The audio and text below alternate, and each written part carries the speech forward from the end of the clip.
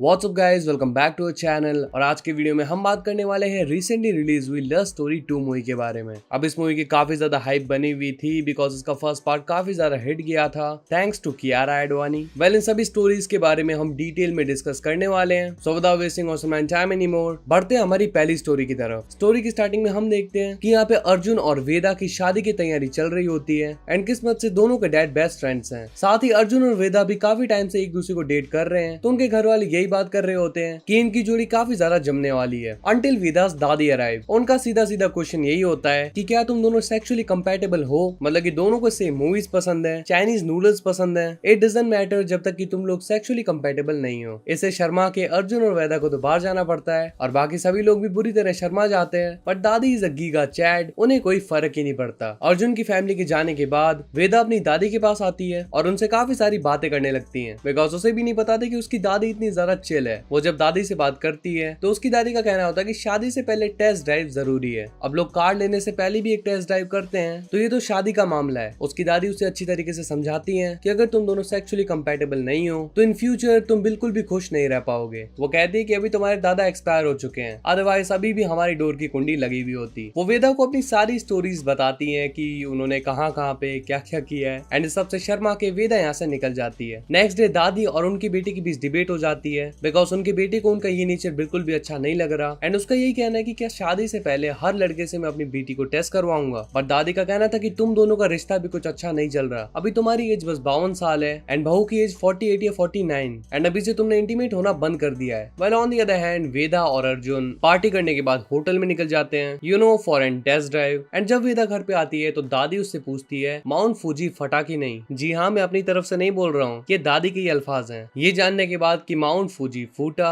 दादी आज की दोनों फूटे ना, बट नहीं, वेदा का माउंट फूजी नहीं फूटा। इस पे दादी का ओपिनियन होता है कि तुम्हारी जोड़ी परफेक्ट नहीं है। वेदा उन्हें बताने की कोशिश करती है कि हमारा रिलेशन बिल्कुल ठीक है, बट दादी ये मानने के लिए तैयार नहीं है। दादी को दोनों माउंट फूजी फटना मांगता है। देन आफ्टर फ्यू डेज वेदा और अर्जुन दादी के पास आते हैं एंड उन्हें बताती है कि माउंट फूजी फट गया। ये देख के दादी भी बहुत ही ज्यादा खुश होती है कि वो दोनों सेक्सुअली कंपैटिबल हैं एंड उन्हें बताती है कि शादी में इंटीमेसी कितनी ज्यादा इंपॉर्टेंट है। तुम लोगों का कितना भी ज्यादा झगड़ा हो जाए, लेकिन अगर तुम सेक्सुअली कंपैटिबल हो, एक को दूसरे की लत लगी हुई है, तो तुम दोनों कभी भी एक दूसरे को छोड़ के नहीं जाओगे एंड अगर जाओगे भी तो इन यादों को याद करके वापस आ जाओगे। आफ्टर दैट उन दोनों की शादी हो जाती है और इसी के साथ पहली स्टोरी यहीं पे खत्म हो जाती है। Now let's start our second story. Second story है एक इशिता नाम की लेडी की। एक दिन जब वो ऑफिस से अपने घर पे पहुंचती है तो वो देखती है अपनी मेड सीमा को उसके हस्बैंड के साथ सेक्सुअली इंटीमेट होते हुए। ये देख के वो बाहर आ जाती है एंड सीमा और उसके हस्बैंड के जाने के बाद वो वापस से घर के अंदर जाती है, लेकिन वो सीमा को काम से नहीं निकालने वाली, बल्कि वो इस चीज को एंजॉय करती है। वो सीमा को इसके बारे में कुछ नहीं बताती एंड हर दिन 3 बजे अपने घर पे पहुंच जाती है ताकि वो सीमा और उसके हस्बैंड को इंटीमेट होते हुए देख सके। एक्चुअली उसे किसी को इंटीमेट होते हुए देखने में बहुत मजा आता है। अभी एक दिन का सिलसिला नहीं होता है एंड हर दिन वो उन्हें ऐसे ही देखने लग जाती है। एक दिन जब वो घर पे जल्दी आ जाती है तो सीमा जो कि उसकी मेड है उसे भी पता चल जाता है कि इशिता उन्हें इंटीमेट होते हुए देखती है, बट उसे इससे कोई फर्क नहीं पड़ता एंड उसे उल्टा मजा आता है। अब यहाँ पे एक ऐसा सिनेरियो बन जाता है जहाँ पे इशिता को 2 लोगों को इंटीमेट होते हुए देखने में मजा आ रहा है एंड वही सीमा को किसी के साथ इंटीमेट होते हुए किसी को दिखाने में मजा आ रहा है। दोनों अलग अलग तरीके से मजे लेने लगते हैं, लेकिन एक दिन इशिता को छिपकली दिख जाती है और इसी वजह से वो चिल्ला देती है। उसकी आवाज सुन के सीमा और उसका हस्बैंड बाहर आते हैं एंड यहाँ पे उन दोनों ने ही एक दूसरे को पकड़ लिया। इशिता सीमा पे गुस्सा करने लगती है कि आखिर तुम लोग मेरे घर में क्या कर रहे हो। सीमा इशिता पे गुस्सा होने लगती है कि मैं जो भी कर रही हूँ अपने हस्बैंड के साथ कर रही हूँ एंड तुम कौन होती हो हमें ऐसे ही देखने वाली। लेकिन इशिता भी खुद को काउंटर करके बोलती है कि एक तो मेरे घर में मेरी बेड पे उल्टे सीधे काम कर रहे हो एंड उसके बाद मुझे आंखें दिखा रहे हो। ऐसा लग रहा होता है कि उन दोनों में से कोई एक तो फीका पड़ेगा, लेकिन सीरियसली गाइस इन दोनों की एक्टिंग इतनी लाजवाब है और साथ ही डायलॉग डिलीवरी भी इतनी सही रहती है एंड कोई भी यहाँ पे फीका नहीं पड़ता। और धीरे धीरे ये रूमर्स फैलने लगते हैं दैट इशिता अपनी मेड और उसके हस्बैंड को आपस में इंटीमेट होने देती है and she used to watch her. इसके बाद उन दोनों की जिंदगी फीकी पड़ जाती है। इशिता और सीमा दोनों को अपना प्लेजर नहीं मिल रहा था बिकॉज सीमा के घर में बहुत ही लिमिटेड स्पेस है और उनकी एक बड़ी फैमिली होने की वजह से वो लोग अपने घर में इंटीमेट नहीं हो पाते हैं। दैट्स व्हाई वो इशिता के घर पे आते थे एंड इशिता जो कि उन्हें देख के एंजॉय करती थी, अब वो ऐसे ही किसी को देख के एंजॉय नहीं कर सकती। लेकिन एक दिन वो लोग सब्जी लेते हुए एक दूसरे को देख लेते हैं एंड यहाँ पे दोनों एक दूसरे को सॉरी कहते हैं। इसके बाद फिर से सीमा इशिता के घर में मेड का काम करने लग जाती है और फिर उनका वही रूटीन वापस से चालू हो जाता है। Now let's move on the third story. और इसी स्टोरी का आधे से ज्यादा लोगों को इंतजार था क्योंकि ये है तमन्ना भाटिया की story. So let's begin. Vijay नाम का बंदा अपनी कार में अपनी गर्लफ्रेंड से मिलने के लिए जा रहा था एंड तभी उसे पता चलता है कि उसे मीटिंग के लिए वापस जाना पड़ेगा। फिर वो अपनी वाइफ अनु को कॉल लगाता है और उससे इस सब के बारे में डिस्कस करता है। वैली कंपनी अनु के डैड की, तो विजय उसे टॉन्ट मार रहा होता है कि तुम्हारे बाप को समझा दो कि मुझसे पूछे बिना कोई डिसीजन ना लिया करें। जी हाँ, इस इंसान की एक वाइफ है और ये अपनी गर्लफ्रेंड से मिलने जा रहा है। बीच रास्ते में इसका एक्सीडेंट हो जाता है और अब उसकी कार स्टार्ट नहीं हो रही। मजबूरन उसे इसी गांव में जाना पड़ता है एंड यहाँ पे जाके वो एक मैकेनिक से बात करता है और उसे कहता है कि जाके मेरी गाड़ी ठीक करो। वेल, वीएफएक्स सच में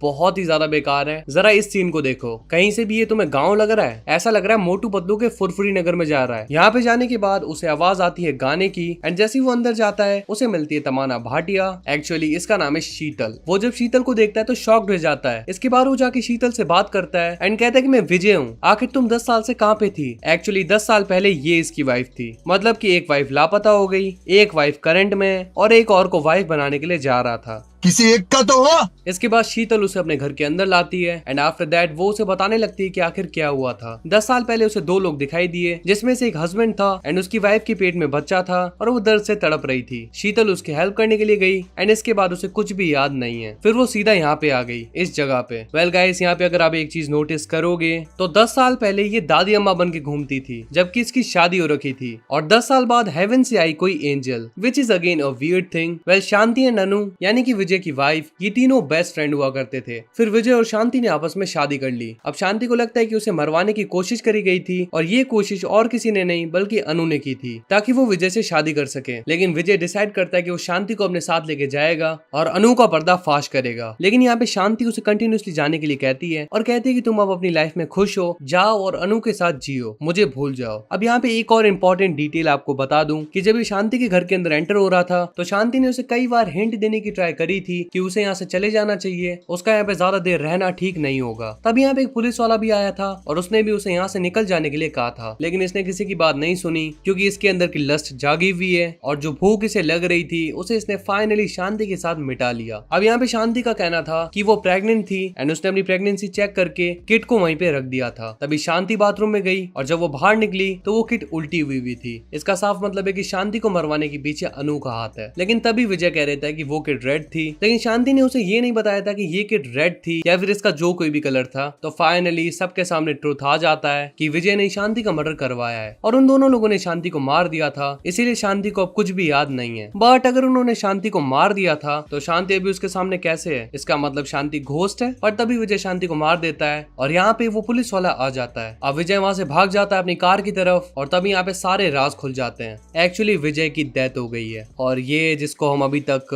घूमते फिरते देख रहे थे ये थी विजय की आत्मा। जब वो अपनी बॉडी को देखता है तो एक ही जगह पे बैठ जाता है और तभी यहाँ पे शांति आ जाती है एंड अभी वो हेवन से आई कोई एंजल नहीं थी बल्कि 10 साल पहले वाली शांति, हाँ दादी अम्मा वाली शांति। वो कहती है कि मैंने तुम्हें कहा था ना निकल जाओ वरना फंस जाओगे। एंड फाइनली ये स्टोरी भी यहीं पे खत्म हो जाती है। सच में यार इसके वीएफएक्स बहुत ही ज्यादा बेकार थे। मतलब ऐसा लग रहा है कि यार इनके पास बजट था ही नहीं। वेल बजट नहीं भी था तो भी एटलीस्ट किसी रियल जगह पे जाके शूट कर लेते। ऐसा फुरफुरी नगर बनाने की क्या जरूरत थी? So let's start the last story. इस स्टोरी में हमें दिखाई गई है एक चंदा जो कि पहले एक प्रोस्टिट्यूट का काम करा करती थी, लेकिन एक अमीर आदमी उससे शादी करके उसे अपने महल में ले आया और तब से वो उसे बहुत ही बुरी तरीके से ट्रीट करता है, उसकी बिल्कुल रिस्पेक्ट नहीं करता और बस यूं ही पैसे उड़ाता रहता है। चंदा की खुद की तो कोई लाइफ बची नहीं है, लेकिन वो चाहती है कि उसका बेटा इंग्लैंड जाए और वहां पे जाकर वो अपनी एजुकेशन कंटिन्यू करे। लेकिन उसका हस्बैंड ये चीज नहीं होने देगा। उसका हस्बैंड एक बहुत ही बड़ा अय्याश है जो कि औरतों की सहमति के बिना ही उनके साथ इंटीमेट हो जाता है और वो अपने बेटे को इंग्लैंड भेजने में बिल्कुल भी इंटरेस्टेड नहीं है। अपने हस्बैंड के टॉर्चर से परेशान होकर एक दिन चंदा अपनी फ्रेंड को कॉल लगाती है जो कि उसके साथ प्रोस्टिट्यूट का काम करा करती थी एंड अपनी फ्रेंड से उसे पता चलता है कि एक प्रोस्टिट्यूट एरिया की एक प्रोस्टिट्यूट को बहुत ही बेकार बीमारी हो गई है और बहुत ही छोटी उम्र में वो मरने वाली है। नाउ आई गेस ये एड्स की बात हो रही है और ये समय दिखाया गया है काफी पहले का, तो शायद एड्स की कोई भी दवाई नहीं होती होगी उस टाइम पे। वेल ट्रीटमेंट तो एड्स का आज भी नहीं है, लेकिन कुछ ऐसी मेडिसिन होती हैं जिसको लेते रहने के बाद इंसान थोड़े लंबे टाइम तक सर्वाइव कर सकता है। एंड तभी हम देखते हैं कि नेक्स्ट डे घर पे नई काम वाली बाई आई होती है क्योंकि पुरानी बाई यहाँ से भाग गई कॉजी बुड्ढी ने उसका जीना हराम कर रखा था। लेकिन नई बाई भी बहुत ही ज्यादा सुंदर होती है तो इसकी नजर उस पर भी पड़ जाती है एंड धीरे धीरे वो उसे सेक्सुअली हराश करना स्टार्ट कर देता है। उसका बेटा ये चीज देख लेता है एंड उसे उस बाई के लिए काफी ज्यादा बुरा लगता है। एक दिन वो आदमी घर पे थोड़ा लेट आता है एंड तभी हमें उस काम वाली बाई की आवाजें आने लगती हैं, मतलब कि उस बुड्ढे ने इस बच्ची को भी नहीं छोड़ा। लेकिन ये देख के चंदा को खुशी हो रही होती है एंड तभी हमारे सामने रिवील होता है एक बहुत ही बड़ा बड़ा ट्विस्ट। एक्चुअली ये लड़की वही थी जिसको बहुत ही गंदी बीमारी हो गई थी और प्रोस्टिट्यूट एरिया से निकाल के चंदा इसे काम वाली बाई के काम पे ले आई। उसे पता था कि उसका पति इस पे भी गंदी नजर डालेगा एंड इसके साथ इंटीमेट होने के बाद मेरा पति भी जल्द ही मर जाएगा एंड हम माँ बेटे खुशी खुशी इंग्लैंड चले जाएंगे। बट तभी वो देखती है कि उसका पति तो बाहर से आ रहा है। दैट मीन्स उस प्रोस्टिट्यूट के साथ जो इंटीमेट हो रहा है वो उसका पति नहीं है बल्कि उसका बेटा है, यानी कि उसके बेटे का दिल उस प्रोस्टिट्यूट पे आ गया